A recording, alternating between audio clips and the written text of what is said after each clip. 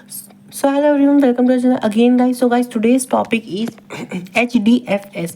Topic का नाम क्या है हमारा? HDFS.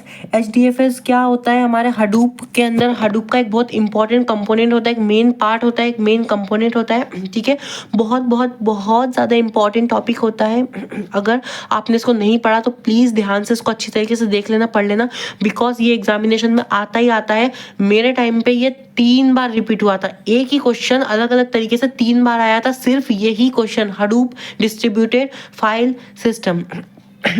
हाँ, इसका जो फुल फॉर्म होता है ये स्टैंड करता है हडूप डिस्ट्रीब्यूटेड फाइल सिस्टम। आपको समझ ही आ गया होगा कि ये एक स्टोरेज सिस्टम होता है। देखते क्या होता है HDFS जो होता है ना, वो हडूप डिस्ट्रीब्यूटेड फाइल सिस्टम एक हडूप का एक स्टोरेज सिस्टम है जो बड़े बड़े डेटा कौन से डेटा, जैसे कि लार्ज अमाउंट ऑफ डेटास को मैनेज और स्टोर करता है। मतलब it is a storage system, it helps to properly manage and storing of the large amount of data, that is called a big data. Big data को properly manage करने में और storing system provide करने में, storage provide करने में help करता है। ये कैसे स्टोरिंग सिस्टम होता है? देखो, इतना बड़ा डेटा है, कहीं ना कहीं तो स्टोर होगा, प्रोसेस हो रहा है, सब कुछ हो रहा है, स्टोर भी तो होगा। तो स्टोर करने के लिए हम हडूप डिस्ट्रीब्यूटेड फाइल सिस्टम का यूज करते हैं, जो कि हडूप की स्टोरेज सिस्टम होती है, ठीक है, जो बड़े बड़े डेटा सेट्स को इफिशिएंटली स्टोर करने में हेल्प करती है, ठीक है।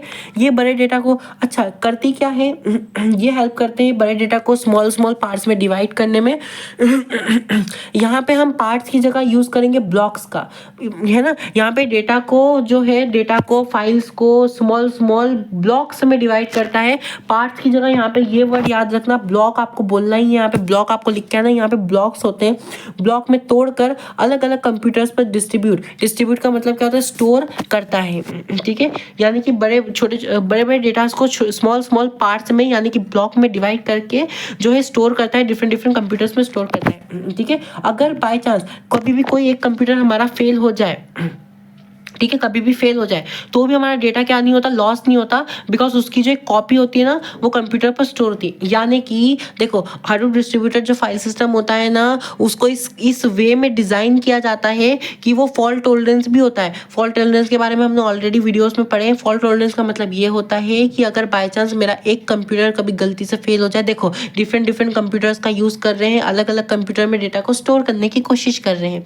अगर बाय चांस मेरा कभी एक कंप्यूटर फेल हो जाए तो उसका डेटा थोड़ी ना लॉस हो सकता है। तो हमारा हडूप डिस्ट्रीब्यूटेड फाइल सिस्टम इस तरीके से डिज़ाइन किया जाता है कि वो फॉल्ट टॉलरेंस होता है। कभी भी अगर एक मेरा स्टोरिंग सिस्टम फेल हो जाए तो वो हडूप की हेल्प से प्रॉपरली ट्रांसफ़र हो सके उसका डेटा दूसरे कंप्यूटर के अंदर, या फिर हम ये भी बोल सकते हैं कि उसकी जो कॉपी होती है ना, वो दूसरे कंप्यूटर्स पर ऑलरेडी बनी हुई होती है।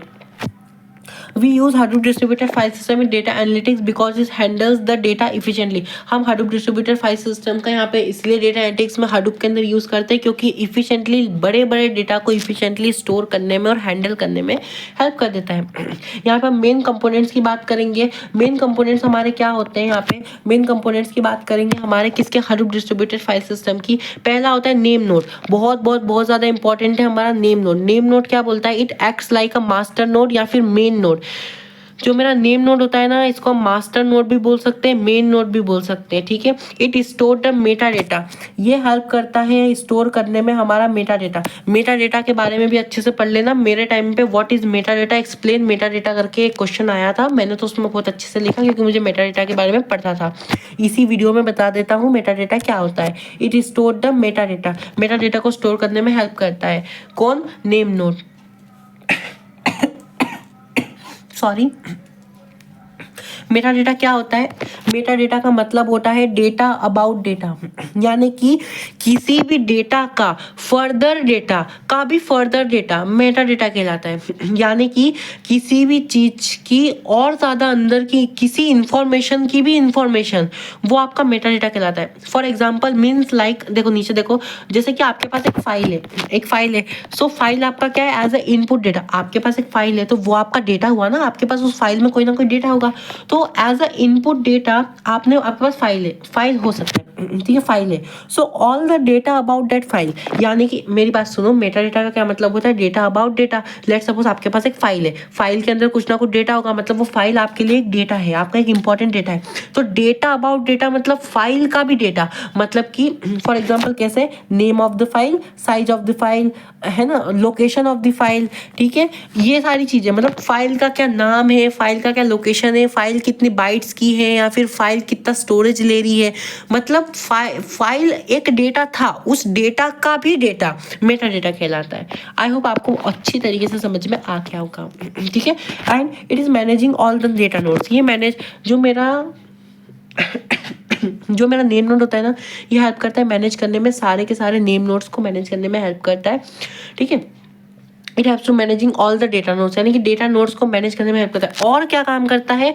काम ये करता है, एक और काम करता है जो मैंने लिखा नहीं है, बहुत इंपॉर्टेंट काम है, कि जो भी मेरा डेटा एज ए इनपुट आता है, जैसे कि मेरा फाइल आया, वो एज ए इनपुट डेटा आया, तो उसको क्या करता है, ब्लॉक्स में, डिफरेंट डिफरेंट ब्लॉक्स में क्या करता है, उसको डिवाइड करता है, और कौन सा ब्लॉक किस डेटा नोड के पास जाएगा, ठीक है, मतलब कौन सा ब्लॉक किस डेटा नोड के पास जाएगा, ठीक है, कैसे जाएगा, मतलब कौन सा मेरा डेटा किस डेटा नोड में जाकर स्टोर होगा, ये सब हैंडल करने का भी काम मेरा कौन करता है, मेरा डेटा नोड करते हैं, ठीक है, सॉरी नेम नोट करता है।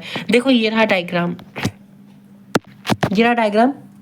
इस पे एज अ मेरा इनपुट एज अ फाइल गया, ठीक है, मेरा इनपुट गया HDFS में। देखो यहाँ पे मेरा नेम नोड है, और ये बहुत सारे मेरे पास क्या है, डेटा नोड्स है, ठीक है, डेटा नोड्स है। फाइल जो है ना, वो एज ए इनपुट किसके पास जाएगा, मेरा नेम नोड के पास जाएगा। तो नेम नोड की हेल्प से क्या होगा, ये जो मेरा बड़ा सा फाइल आया था, उसको डिवाइड कर दिया डिफरेंट डिफरेंट ब्लॉक्स के अंदर। देखो block number 1 2 3 4 different different blocks के अंदर बड़े से फाइल को उसने डिवाइड कर दिया।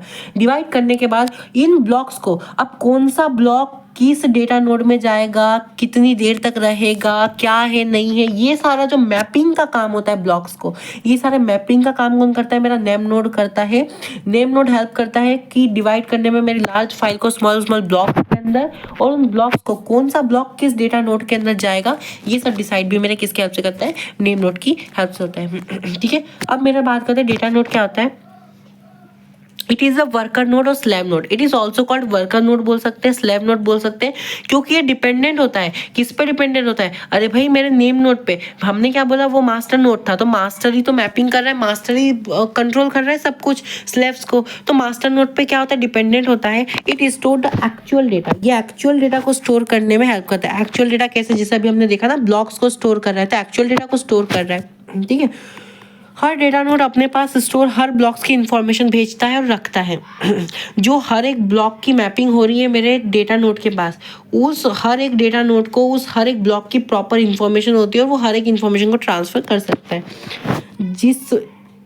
ठीक है, इसमें कौन सा ब्लॉक ऑफ द डेटा आएगा, ये totally depend on the name node. मैंने ये वाला पॉइंट आपको पहले ही बता दिया है कि वो जो फाइल है, वो मैप होने के बाद कौन सा ब्लॉक किस डेटा नोड में जाएगा, कितनी देर तक रहेगा, ये सारा डिपेंड किस पे करता है, मेरा नेम नोड पे करता है, ठीक है। सेकेंडरी एक मेरा होता है, वैसे तो मेन 2 ही होता है, लेकिन अभी मैंने और थोड़े बहुत लिखे। Secondary name node, secondary name node क्या होता है, सेकेंडरी नेम नोड क्या होता है, एक सेकेंड, हाँ, it helps to the name node. Secondary name node जो होता है ना, ये एक बैकअप होता है मेरे असली नेम नोड के लिए, नेम नोड को हेल्प कर रहा होता है। Means it helps to store the backup of the meta data. हमारे मेटा डेटा का बैकअप स्टोर करने में हेल्प करता है। कभी भी बैकअप की नीड पड़े नेम नोड को, तो ये नेम नोड का एज अ बैकअप वर्क करता है, ठीक है। It's not the replacement of the name node, ये मेरे नेम नोड का रिप्लेसमेंट नहीं होता। It's just supports the name node, ये मेरा कोई रिप्लेसमेंट नहीं होता नेम नोड का, ये सिर्फ सपोर्ट कर रहा होता है मेरे नेम नोड को। ब्लॉक्स क्या होते हैं, ब्लॉक्स है कैसे, files are divided into blocks, ये बात हमको पता है। जो फाइल्स या फिर जो डेटा होता है ना, वो HDFS में ब्लॉक्स के फॉर्म में डिवाइड होता है। और ऐसा नहीं है कि वो ब्लॉक कुछ भी रैंडमली साइज में डिवाइड होते हैं, नहीं, उन ब्लॉक्स को डिवाइड होने का एक पर्टिकुलर साइज होता है, और साइज के अकॉर्डिंग वो डिवाइड हो रहे होते हैं। And the default size of the block can be 128 MB हो सकता है, 64 MB हो सकता है। यानी कि वो जो एक ब्लॉक होता है, वो या तो 64 MB का होगा या 128 MB का होगा। कोई रैंडमली डिवाइड नहीं हो जाता कि कुछ ही में भी डिवाइड हो जाएगा।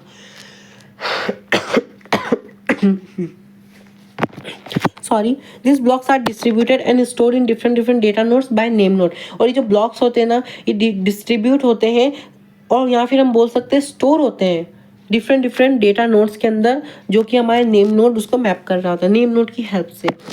रेप्लिकास, रेप्लिकेशंस क्या होते हैं? रेप्लिकास का मतलब ही होता है डुप्लीकेशंस, यानी कि हर ब्लॉक की मल्टीपल कॉपीज यानी कि रेप्लिकास बनती है जो अलग अलग डेटा नोड्स पर स्टोर की जाती है। ठीक है, ये बात आप याद रखना।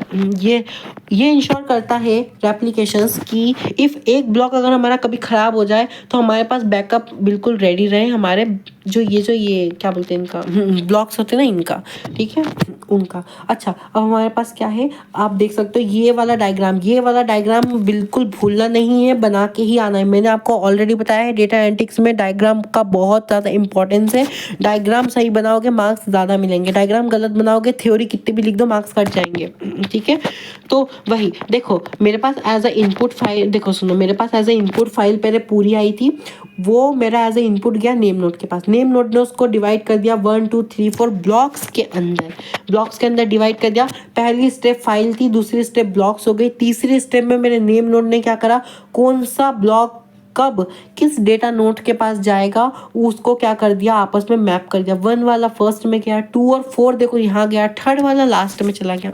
इस तरीके से नेम नोड जो होता है नेम नोड के हाथ में, नेम नोड के ही हाथ में होता है कि इस फाइल का कौन सा वाला ब्लॉक किस डेटा नोड में जाके स्टोर होगा। ये प्रॉपर मेरा नेम नोड ही जान रहा होता है। और इसी के साथ हमारा खत्म होता है हमारा HDFS में इतना ही था। बट गाइस प्लीज इस HDFS को अच्छी तरीके से पढ़ लेना, बहुत इंपॉर्टेंट है। मेरे टाइम पे ये तीन बार आया था सलंग, 21 या 24 8 मार्क्स का आया था, अलग अलग तरीके से पूछा हुआ। और मेटा डेटा भी आ गया था, तो 4 बार आया था। ये एक ही पेपर के अंदर ऑलमोस्ट 4 बार पूछ लिया था। बहुत ज़्यादा इंपॉर्टेंट है, सो प्लीज़ इसको कवर कर लेना।